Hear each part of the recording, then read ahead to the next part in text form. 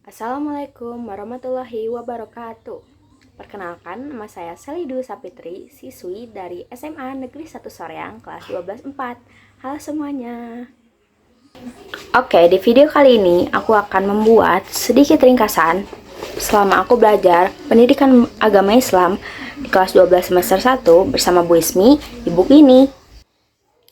Di bab 1 ini yang berjudul Sabar dalam Menghadapi Musibah dan Ujian, saya mempelajari definisi sabar maupun ayat-ayat Al-Quran atau dalil yang berisi pesan-pesan untuk kita dalam sabar dalam menghadapi musibah maupun ujian.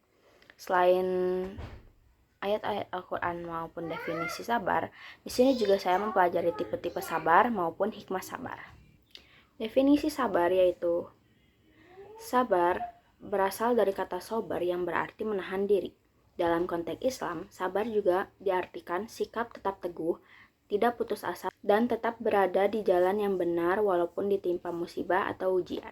Salah satu contohnya yaitu tetap berusaha dan selalu bersyukur walaupun ditimpa kegagalan dalam suatu rencana. Ada juga ayat-ayat Al-Quran dan dalil yang berisikan pesan untuk kita sabar dalam menghadapi musibah maupun ujian. Salah satunya Quran Surat Al-Baqarah ayat 155-157 yang berisi, "Dan sungguh kami akan menguji kamu dengan sedikit ketakutan, kelaparan, kekurangan harta, jiwa, dan buah-buahan, dan sampaikanlah kepada orang-orang yang sabar." Ada juga hadis Rasulullah bersabda, "Sabar itu adalah cahaya," menurut hadis riwayat Muslim. Selanjutnya, aku akan menyebutkan masing-masing 3 tipe-tipe sabar maupun hikmah sabar. Tipe-tipe sabar yang pertama yaitu sabar dalam ketaatan, sabar dalam menjauhi maksiat, sabar dalam menghadapi musibah. Selanjutnya, hikmah sabar. Hikmah sabar yang pertama, mendekatkan diri kepada Allah, dan yang kedua, mengajarkan kebijaksanaan dalam mengambil keputusan. Yang terakhir, menumbuhkan ketenangan dan kebijaksanaan dalam menghadapi masalah. Selanjutnya di bab kedua ini yang berjudul Indahnya Kehidupan Bermakna, saya di sini mempelajari banyak sekali materi-materi dan salah satunya definisi kehidupan bermakna. Selanjutnya ada ciri-ciri orang berkehidupan bermakna, dan yang terakhir contoh-contoh yang sangat simpel tapi itu sangat amat bermakna di sini.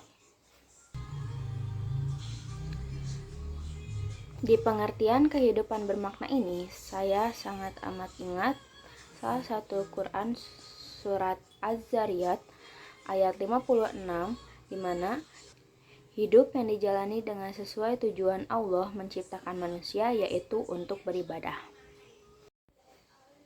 Ada juga ciri-ciri dalam materi ini yaitu berbuat baik kepada sesama dan menjaga hubungan dengan Allah seperti sholat, zikir, dan juga menjaga hubungan dengan manusia seperti saling toleransi dan tolong menolong.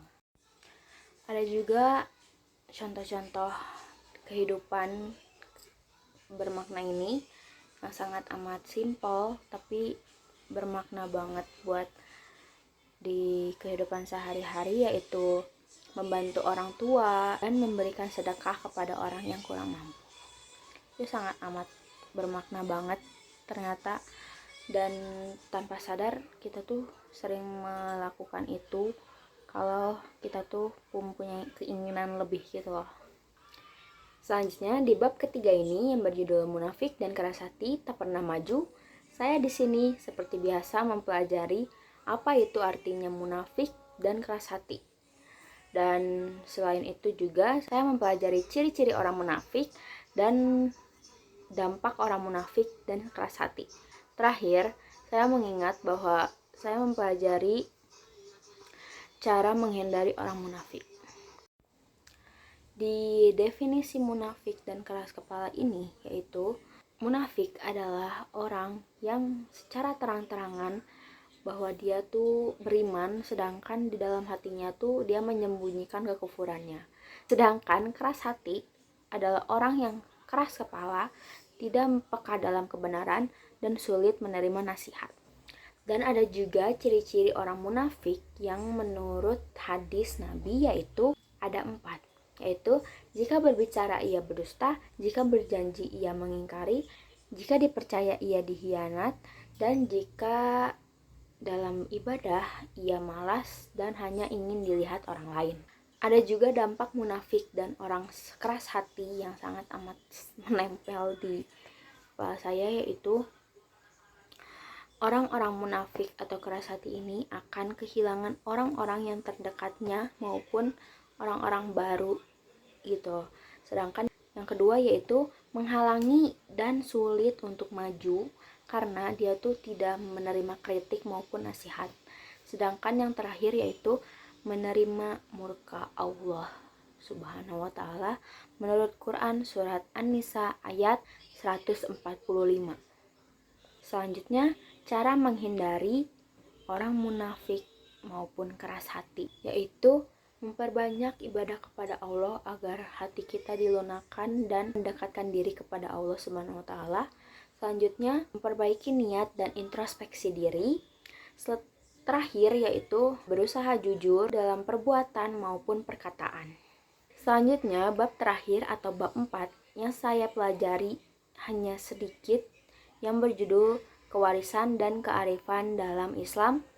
Saya hanya mempelajari definisi dan pentingnya warisan, prinsip keadilan dalam warisan, dan yang terakhir, syariat Islam sangat penting dalam warisan.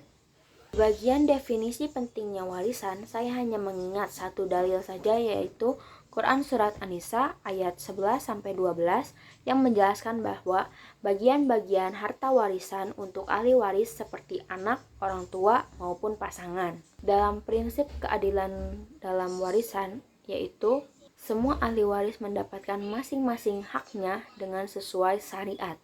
Yang kedua yaitu pembagian berdasarkan tanggung jawab dan kebutuhan masing-masing ahli waris. Ada juga kenapa sih kita tuh harus sesuai syariat Islam dalam pembagian kewarisan ini? Karena ada beberapa hal yang menjadi salah satu alasan kenapa ini tuh wajib banget harus sesuai dengan syariat Islam, yaitu mencegah konflik dengan aturan yang sesuai dan adil. Selanjutnya, ada mengajarkan pentingnya tanggung jawab dalam berkeluarga.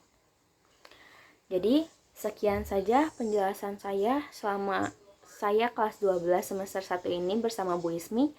Sekian, maaf kalau ada salah atau kurang dimengerti kata-katanya. Wassalamualaikum warahmatullahi wabarakatuh.